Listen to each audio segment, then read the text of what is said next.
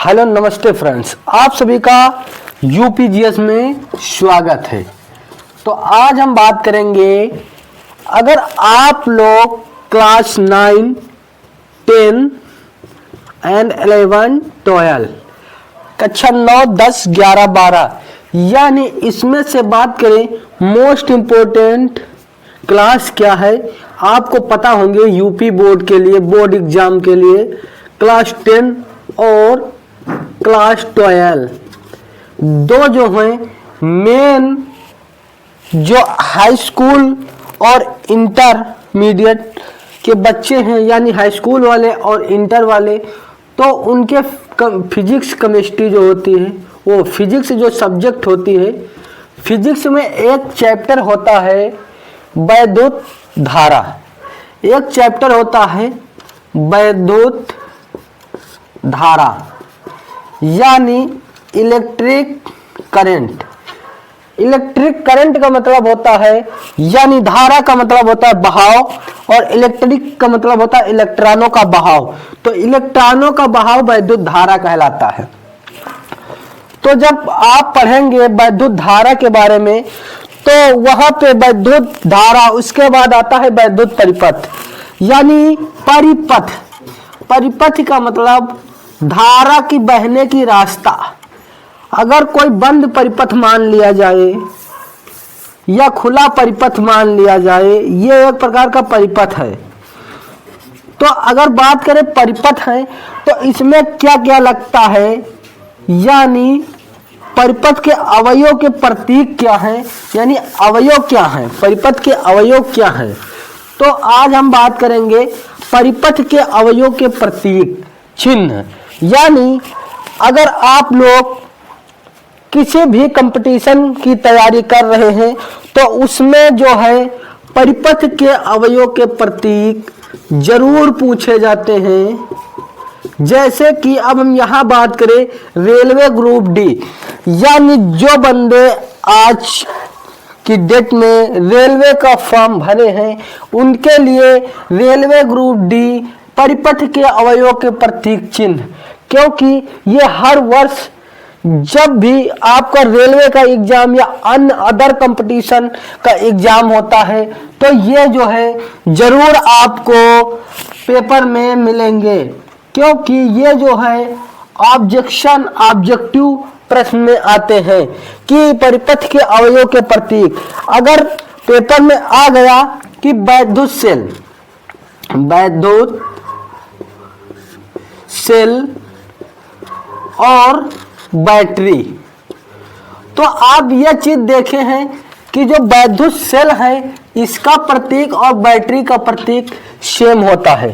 तो ऐसा नहीं है, बैटरी का प्रतीक कुछ इस प्रकार होता है, वो वैद्युत सेल का, और बैटरी का प्रतीक जो होता है वो कुछ इस प्रकार होता है।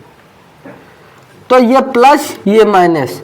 तो अब यहाँ पे बात करें कि बैटरी और सेल का प्रतीक अलग अलग होता है।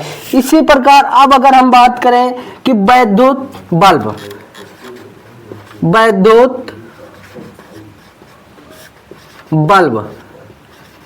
का प्रतीक, यानी वैद्युत बल्ब का प्रतीक कैसे होता है, क्योंकि ये हर वर्ष हर कॉम्पिटिटिव एग्जाम में पूछा जाता है। तो वैद्युत बल्ब का कुछ इस प्रकार डायग्राम होता है, यानी प्रतीक होता है कुछ इस प्रकार। कुछ बल्ब का इस प्रकार होता है। और अगर बात करें इसके बाद प्रतिरोध, तो प्रतिरोध का कुछ इस प्रकार होता है, और इसे R से भी लिखते हैं, और इसे कुछ इस प्रकार भी दर्शाते हैं। तो ये प्रतिरोध के चिन्ह होते हैं, यानी प्रतीक होते हैं। अब हम बात करें कि एमीटर, यानी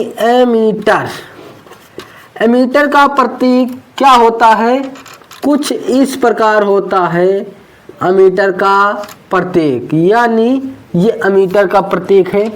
अब ये जो परिपथ के अवयव के चिन्ह है, ये वैद्युत सेल हो गया, बैटरी हो गया, वैद्युत बल्ब हो गया, प्रतिरोध हो गया और अमीटर हो गया। अब हम बात करें वोल्ट मीटर,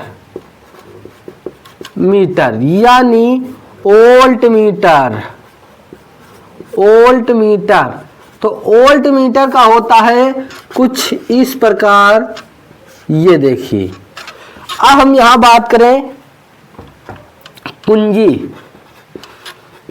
कुंजी भी दो प्रकार की होती है, बंद कुंजी यानी बंद कुंजी। तो बंद कुंजी की बात करें तो कुछ इस प्रकार होती है और कुछ इस प्रकार होती है, ये बंद कुंजी है। और अगर बात करें खुली कुंजी, खुली कुंजी का प्रतीक,